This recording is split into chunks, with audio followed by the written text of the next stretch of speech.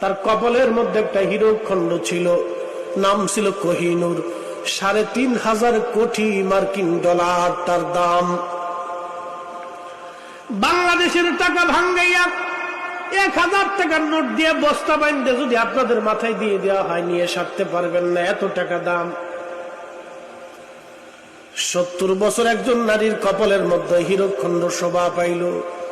সে যখন মারা গেছে, বোন শুনিয়া যাও, কবর তারে খাতির করে নাই।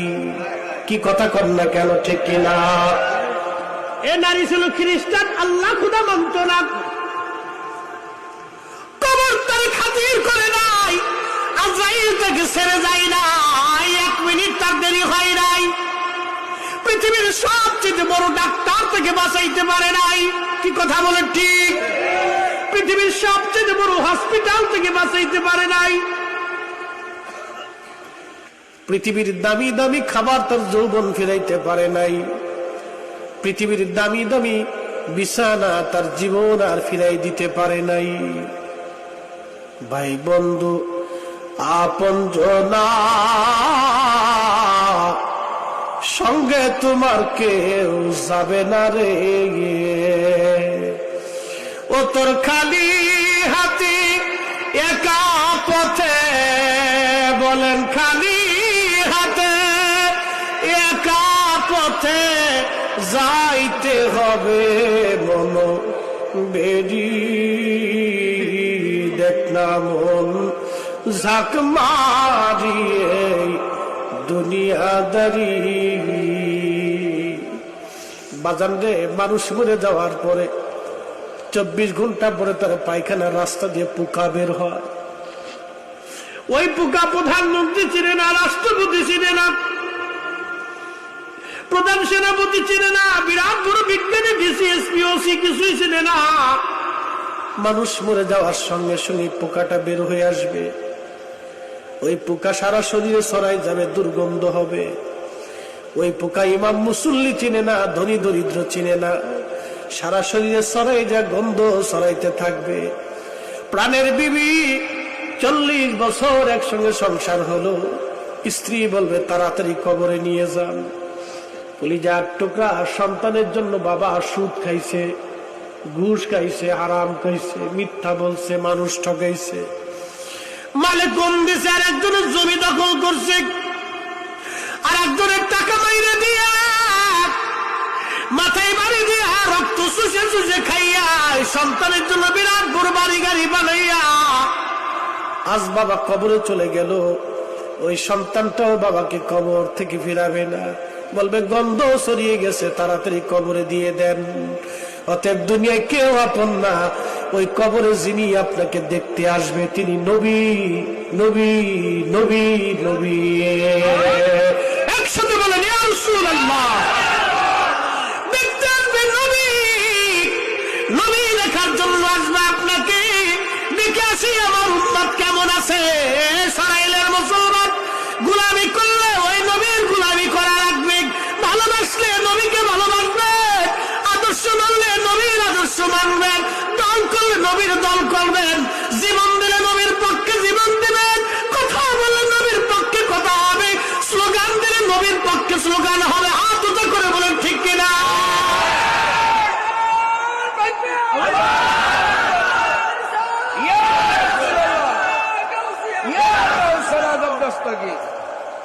এক ইহুদি নবীর বাড়ি আসছে মেহমান হয়ে।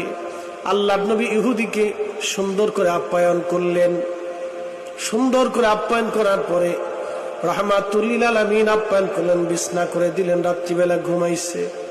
এমন খাবার খাইছে ইহুদি, খাইছে তো খাইছে, ঢক মতো খাইছে, কিন্তু রাত্রিবেলা তার পেট অসুস্থ হয়েছে, ফুড পয়জন হয়েছে।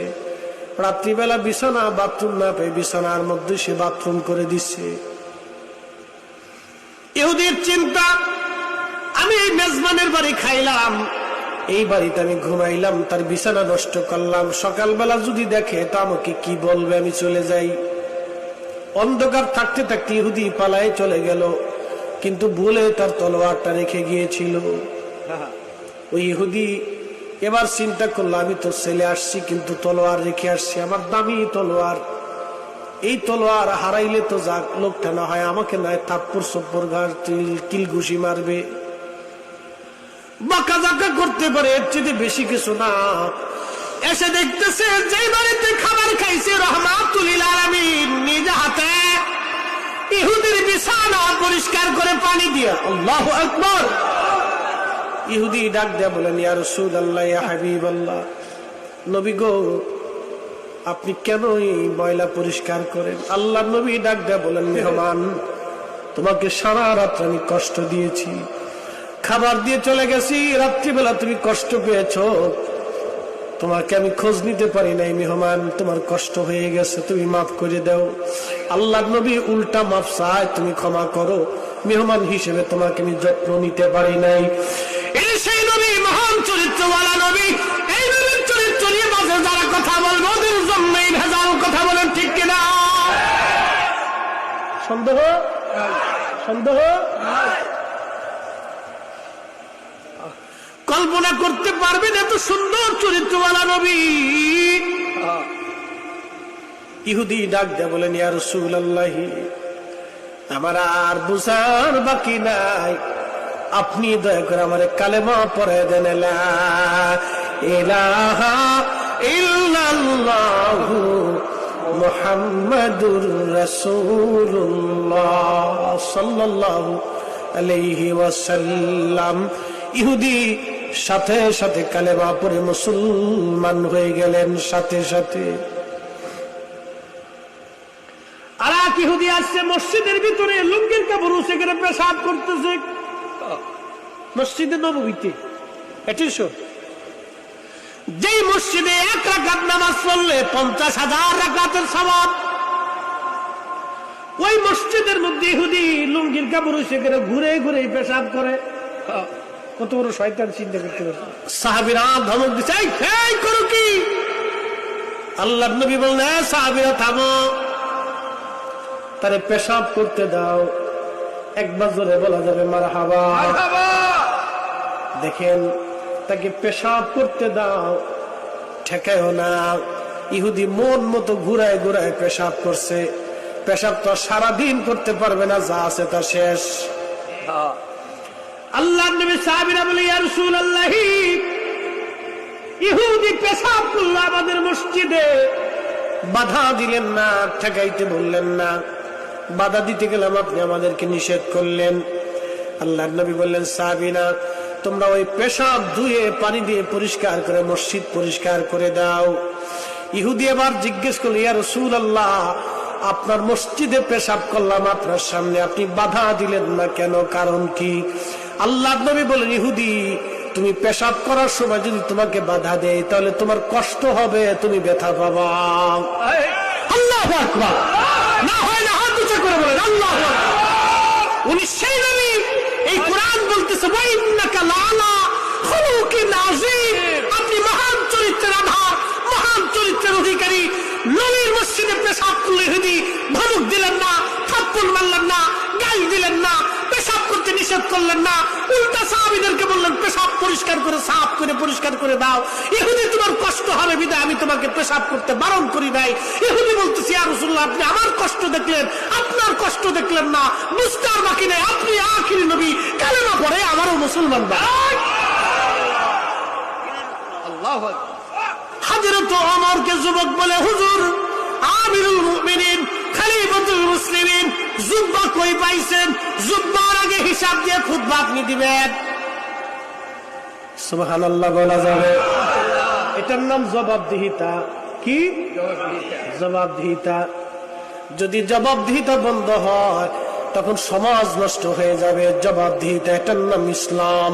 আল্লাহর নবী সাহাবী হযরত ওমর বাজার হলেন না। হযরত ওমর রাদিয়াল্লাহু আনহু বললেন, যুবক, তুমি সুন্দর প্রশ্ন করেছো, তোমার অধিকার আছে। যতদিন পর্যন্ত এইরকম মুসলমানদের মধ্যে যুবক থাকবে, হকের পক্ষে কথা বলবে, ততদিন মুসলমান কুফফারদের কাছে পরাজিত হবে না। একবার জোরে বলা যাবে কে মারহাবা? হযরত ওমর বললেন, যুবক রে, সত্য বলেছো তুমি। বাইতুল মালের দেওয়া কাপড় দিয়ে আমার জুব্বা হয় না। আমার ছেলে আব্দুল্লাহ ইবনে ওমর, সেও বাইতুল মাল থেকে কিছু কাপড় পেয়েছিল। তা আমার ছেলে আমাকে বলল, আব্বাজান আপনার একার কাপড় দিয়ে জুব্বা হবে না, অতএব আমার কাপড় এবং আপনার কাপড় অ্যাডজাস্ট করে আপনাকে জুব্বা বানাই দেই। আমার ছেলে তার কাপড় আমাকে হাদিয়া দিয়েছে, ওই কাপড় দিয়ে আমি 2 কাপড় দিয়ে জুব্বা বানাইছি। একবার জোরে বলা যাবে কে মারহাবা। ইসলাম খলিফাতুল মুসলিমিন জবাবদিহিতা কত সুন্দর চিন্তা করতে পারছে। আর আমার দেশে ওই কি বলে বিরিয়ানির ভিতরে বিষ মিশিয়ে, ঢাকার যে নাম করা করা বিরিয়ানি আছে এর ভিতর কি মিশে জানেন? কি মিক্সার দেয়, খুব টেস্ট লাগে, কিন্তু এদের ভিতর সব মারাত্মক পয়জন। একবার ওই যে ভুক্ত অধিদপ্তর ধরছে, আমি মোবাইলে দেখতেছি এখন এই অফিসার কয় যে তা আপনারা যে রং এই কালার এই মেডিসিন দিলেন এই বিরিয়ানি স্বাদ হওয়ার জন্য, তা আপনাদেরকে আজকে বিরিয়ানির ভিতর ভাজাই দিয়ে আপনারা খান। না, তা খাবো না। তো যদি আপনারা না খান তো মানুষকে কি করে খাওয়ান? তাহলে আপনারা মানুষ হলেন কি করে? কি কথা বল না কেন? শিয়াল কুত্তার সেতু খারাপ, শিয়াল কুত্তার সেতু খারাপ। শিয়াল কুত্তারও একটা আইন আছে, ওরা কিন্তু আল্লাহর আইন মেনে চলে। ওরা শিয়াল কুত্তার সেতু খারাপ। কত নিকৃষ্ট মানবেরা শিশুদের খাবারের মধ্যে বিষ দেয়, বাজান ফলের মধ্যে বিষ দেয়, এত পরিমাণে ফরমালিন, মাছের মধ্যে ফরমালিন দেয়। এই যে মুরগিগুলি মরে যায়, ব্রাহ্মণবাড়িয়া থেকে মুরগা ঢাকায় যেতে যেতে মারা যায়। মারা যাওয়ার পরে কিছু মুরগা হোটেলে সকালবেলা চলে যায়, মরা মুরগি কম দামে কিনে নিয়ে এরা হোটেলে চালাই দেয়। 2টা পয়সার জন্য এরা মানুষকে হারাম খাবার খাওয়ায়। ওরা শিয়াল কুত্তার চাইতে নিকৃষ্ট জানোয়ার। বলেন ঠিক কিনা? আমি নবী না মানিলাম, কি যে ভুল করিলাম। বলেন, নবী না মানিলাম, কি যে ভুল করিলাম। ভস্মে ঢালিলাম ঘি, মানুষ হইয়া ভবেতে আসিয়া মানুষের করিলাম কি। মানুষ হইয়া ভবেতে আসিয়া মানুষের করিলাম কি। গ্রামে গঞ্জে বহু জায়গা কুফরি হয়, তাবিজ হয়, কবজ হয়। কি কথা কর না কে হয় না? আর একজনের ক্ষতি করার জন্য ঘরের উঠানে তাবিজ গাইলে দেয়, বাজান করে বান মারে, জাদু টানা করে, বহুত কিছু। এগুলি হাবিজাবি আখা, আল্লাহ তাদের হেফাজত করুক। এই যারা এই কুফরি কালাম করে, কুফরি করে, ওরা কাফের, ওরা মুসলমান হতে পারে না। কথা বলেন ঠিক কিনা? সব কয়টা বেঈমান। মুসলমান হয়েছে কে? আর একজনের ক্ষতি করার জন্য তাবিজ করে, কবাজ করে। সি সি সি, মুসলমান কত নিকৃষ্ট দরওয়াজায় চলে গেছে। আল্লাহ নবীর ক্ষতি করার জন্য নবীজিকে জাদু করা হয়েছিল। কুয়ার মধ্যে 11টা চুল গিরা মেরে ফেলে দেওয়া হয়েছিল। এরপরে সূরা নাস আল্লাহ পাক নাজিল করলেন। আহা, রসুলকেও ক্ষতি করার জন্য যারা জাদু করেছিল, নবীর উম্মতের ক্ষতি করার জন্য যারা জাদু করে, ওরা কাফেরদের চাইতেও নিকৃষ্ট বেঈমান। কথা কয় ঠিক কিনা? মানুষ তো হাজার হাজার, কিন্তু মানুষ আছে কয়জন? মিথ্যা না বললে মানুষের পেটের ভাত হজম হয় না, গালি ফায়সা কথা না বললে হজম হয় না, মানুষ না ঠকাইলে ভালো লাগে না। কি কথা কর না কে? সমাজটা এখন এইরকম। বৌমা শাশুড়িকে দেখতে পারে না, শাশুড়ি বৌমাকে দেখতে পারে না। আহা, কি কঠিন অবস্থা চলতেছে আজ।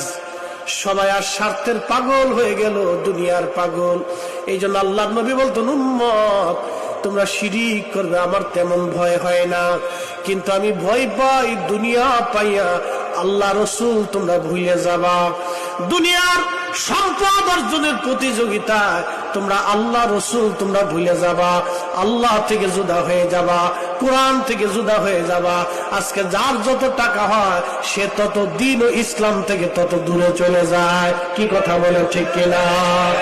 যার যত ক্ষমতা হয় সে ইসলাম থেকে তত দূরে চলে যায়। সে মনে করতেছে এই টাকাই তার জীবন, সেভাবেই টাকায় তাকে মুক্তি দিবে, সেভাবেই টাকায় তাকে